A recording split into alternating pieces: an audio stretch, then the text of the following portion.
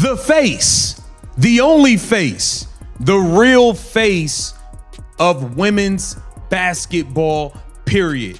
She did it again, Caitlin Clark, shattering records, creating new viewership records for USA Sports. She did it again. Y'all keep running around trying to pretend like this person's the WNBA has spent years carefully constructing an image of growth, professionalism, and rising mainstream credibility. Executives patted themselves on the back, sponsors signed long-term deals, network analysts declared a golden era for women's basketball. And then, in the span of a single week, one decision from the wrong committee threatened to burn the entire thing to the ground. Because when you make an enemy out of the most powerful woman in professional sports right now, you don't get a warning, you get a reckoning. And that reckoning has a name: Caitlin Clark. What's unfolding right now isn't just a contract dispute or a social media spat between players and management.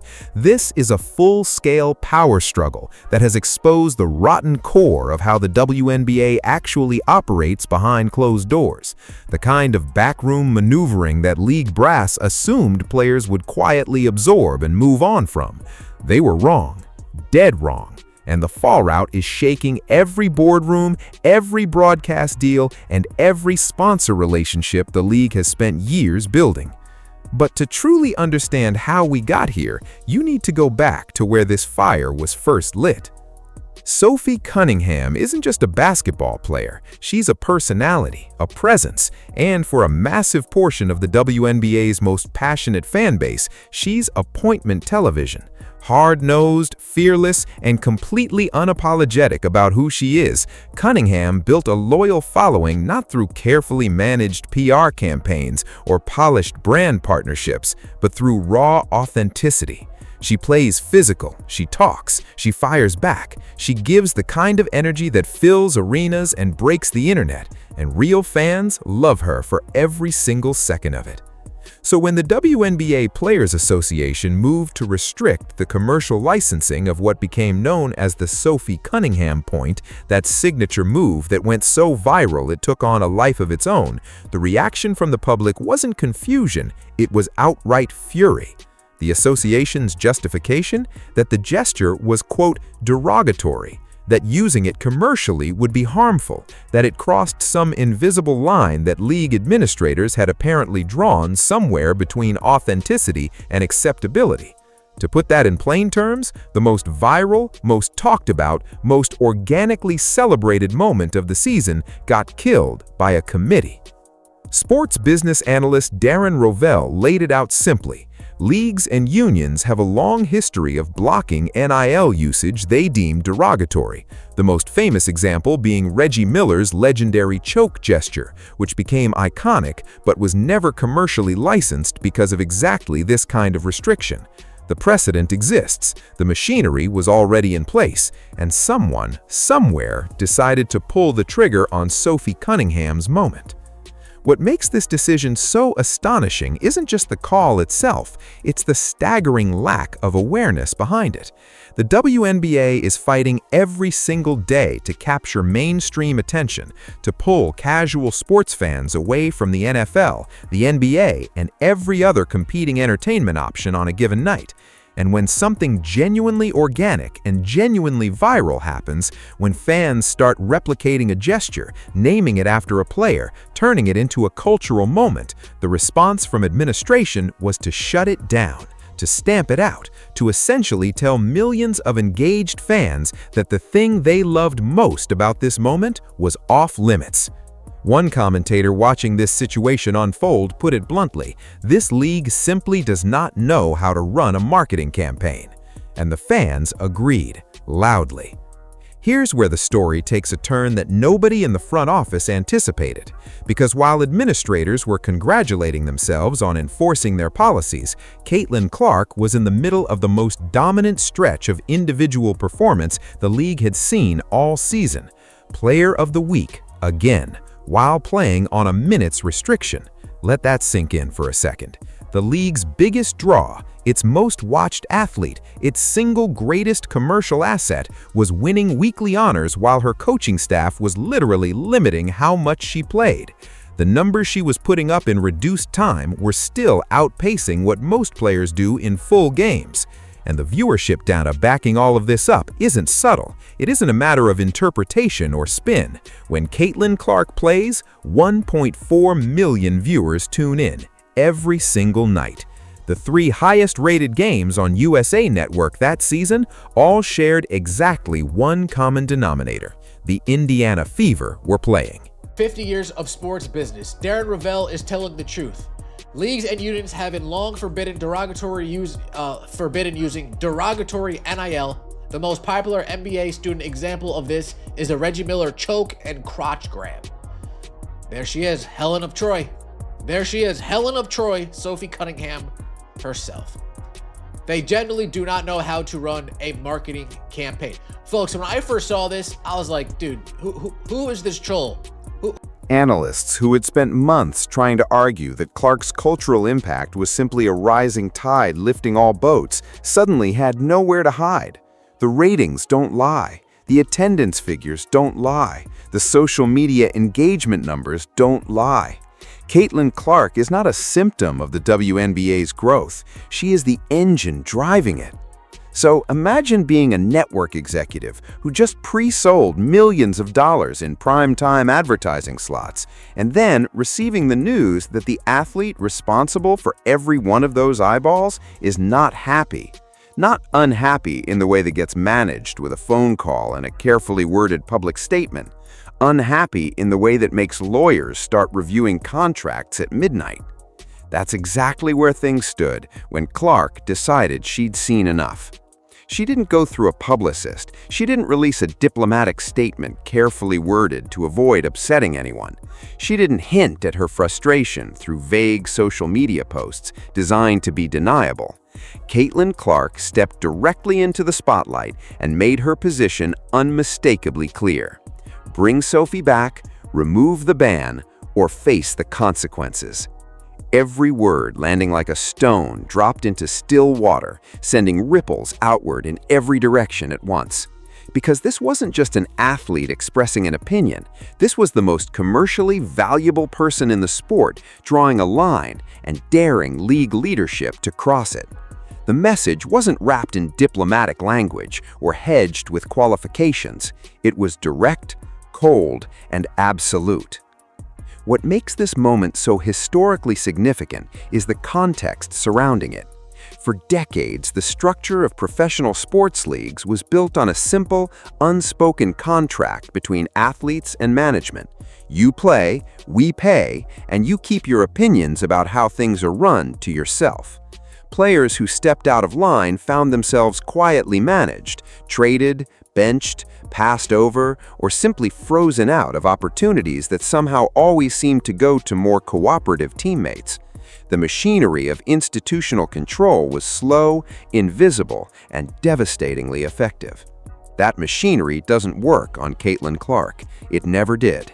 Because the leverage that leagues traditionally held over athletes, control of their income, their playing time, their public platform, simply doesn't apply the same way when the athlete in question is the reason millions of people are watching in the first place.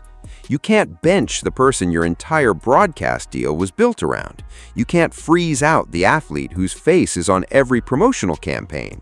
The traditional tools of institutional control become useless when the athlete holds more economic power than the institution trying to control her. And Clark knew it. Every single word of that ultimatum was delivered with the calm confidence of someone who understood exactly what cards she was holding. Behind locked doors, the reaction was immediate and chaotic. High-level meetings that were supposed to be strategic planning sessions descended into something closer to damage-controlled triage. Network producers who had already committed advertising inventory worth millions were firing off emergency calls to league contacts, demanding answers that nobody at the executive level actually had. Sponsors with carefully structured brand partnerships were suddenly asking very uncomfortable questions about what exactly their money was attached to and whether the asset they'd invested in was about to go dark. The financial math facing the league is genuinely brutal. This isn't a situation where the numbers are ambiguous or where you can argue the projections either way. When Clark plays, the league generates viewership, advertising revenue, merchandise sales, and social media engagement at a level that dwarfs everything else on the schedule. When she doesn't play, or when she's publicly at war with the institution, all of that evaporates. Sponsors don't care about union politics or administrative precedent. They care about eyes on screens and positive brand association. And right now, every minute this conflict drags on, the brand association they signed up for is turning into a public relations nightmare. Corporate attorneys were reportedly reviewing the situation carefully, mapping out exactly what options the league had and finding, to nobody's great surprise, that those options were extremely limited.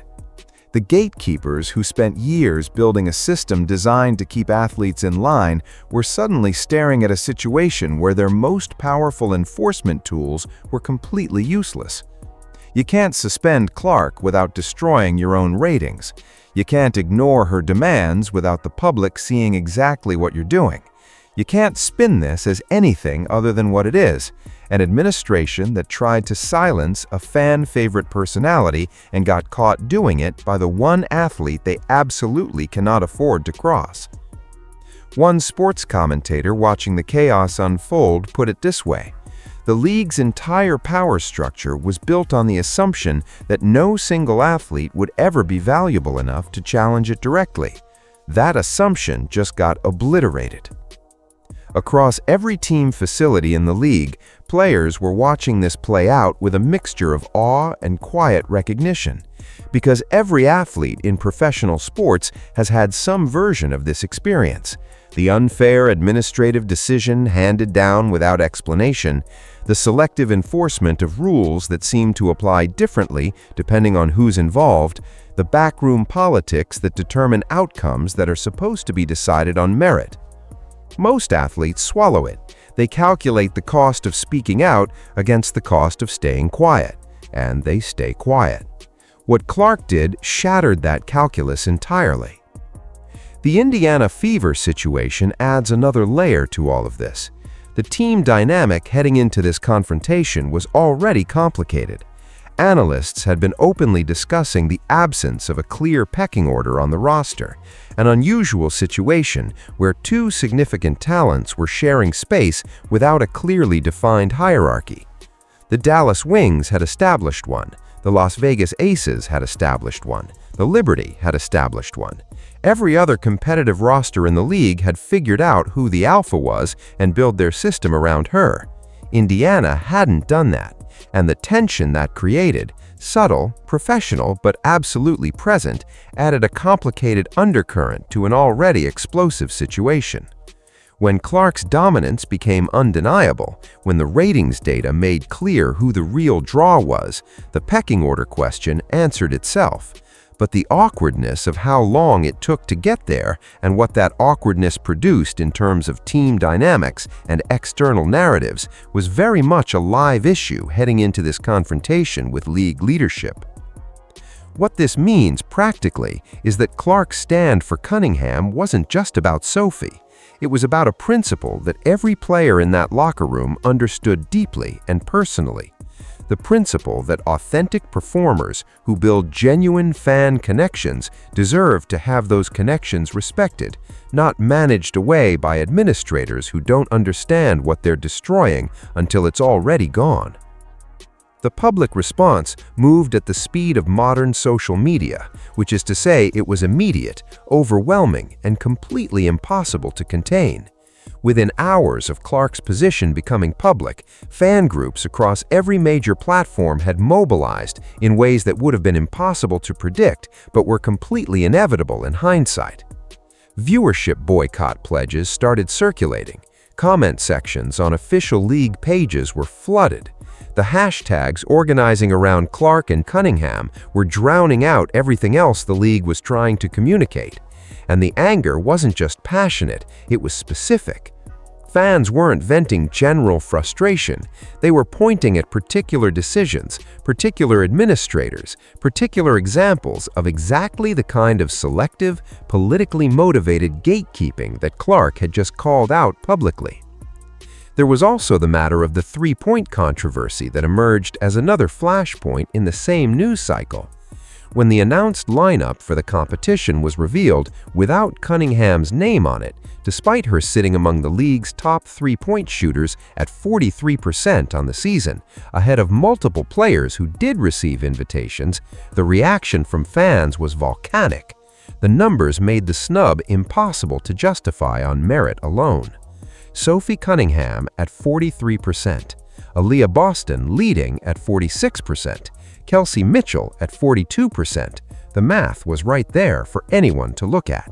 And fans looked, and they drew their own conclusions about what it meant when the most talked about personality in the sport, the player whose viral moment was simultaneously being suppressed by the league's own administrative machinery, also somehow didn't make the cut for a skills competition she was statistically qualified for.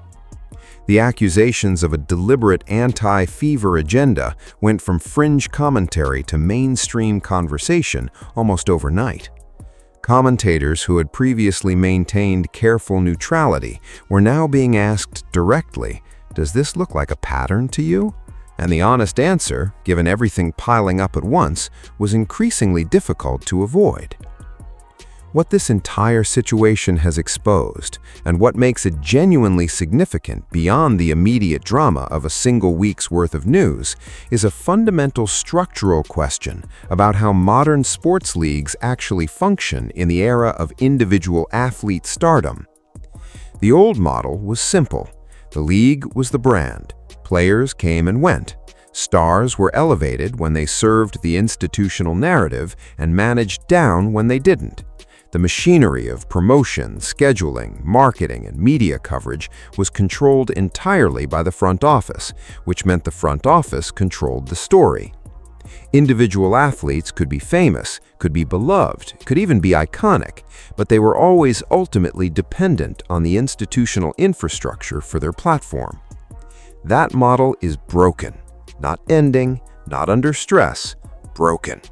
Because what Caitlin Clark represents and what her confrontation with WNBA leadership has made undeniably visible is a new kind of athlete whose drawing power is entirely independent of the institutional brand.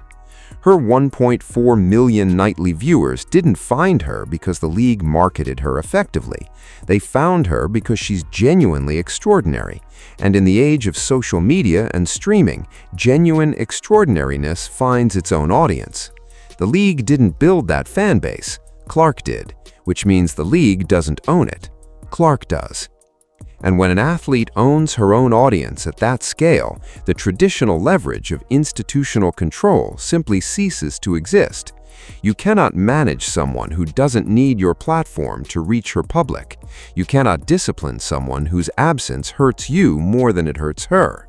The entire power dynamic inverts, and suddenly the athlete is the one with all the cards, and the executives are the ones hoping she decides to play nice. Caitlin Clark is not playing nice. And why would she? Sophie Cunningham's viral moment was killed by a committee. Her friend and teammate was sidelined by backroom politics dressed up as policy enforcement. And the same administrative system responsible for that decision is the one now trying to figure out how to spin its way out of the hole it dug itself into. The sponsors watching all of this from the outside are not impressed by the spin. Global brands with major financial commitments to WNBA broadcast packages don't want their logos attached to an institution currently being publicly dismantled by its own biggest star. Every day this goes unresolved is another day the brand association they paid for deteriorates. The pressure coming from the corporate side isn't subtle, and it isn't patient. Fix this. Fix it now, or watch us start making different decisions about where our marketing budgets go next season. The gatekeepers still have one move available to them. They can cave. They can reinstate Cunningham's licensing rights, acknowledge that the restriction was an overcorrection, issue whatever carefully worded statement their communications team can put together, and hope that the speed of the news cycle eventually moves public attention somewhere else. It's an embarrassing move. It's an admission that a powerful administrative body got outmaneuvered by a single athlete, but it's survivable. The alternative, digging in, defending the decision, trying to wait Clark out or pressure her into backing down, isn't a strategy. It's institutional suicide played out in slow motion on national television. Every day they hold the line is another day the story grows, another day the boycott threats gain credibility, another day the sponsors get more nervous and the broadcast partners get more frantic, and the commentators who've been carefully neutral start picking sides. There is no version of this where the WNBA wins a war of attrition against Caitlin Clark. The math doesn't work, the leverage doesn't exist, and every person in those emergency boardroom meetings knows it, even if nobody wants to be the first one to say it out loud. What makes this moment genuinely historic isn't just the outcome. It's what it signals about every similar confrontation that will happen going forward, because there will be more of them. Every athlete watching this unfold is filing away the lesson that authentic fan connections are real power, that institutional threats are hollow when the institution needs you more than you need it, and that speaking up for a teammate who's been wronged by a system isn't just morally right, it's strategically devastating to the people who wronged her. The locker room culture has already shifted.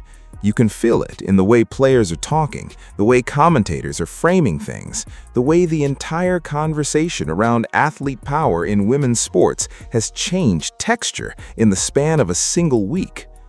Caitlin Clark didn't just fight for Sophie Cunningham, she rewrote the rule book for how athletes in this league relate to the institution that governs them.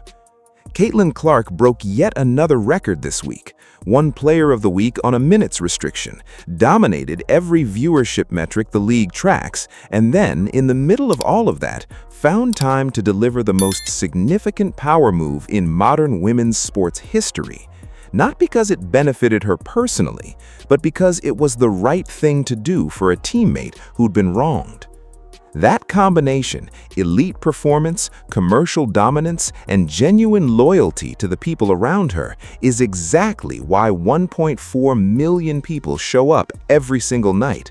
Not because the league told them to, not because a marketing campaign convinced them, because she's real in a way that manufactured institutional narratives can never manufacture. The WNBA can resolve this crisis. The path forward is obvious to everyone paying attention. But whatever decision league leadership makes in the coming days, the underlying reality has already been permanently established. The balance of power in this sport has shifted. The athletes who build real audiences now hold real leverage. And the administrators who thought they could make that audience disappear by sidelining the people that audience came to see have learned an expensive, public, and deeply humiliating lesson. The line has been drawn, the fans have chosen their side, and the front office, whatever they decide to do next, will be doing it in the full knowledge that the most powerful force in their sport is watching, and she is not going to look away.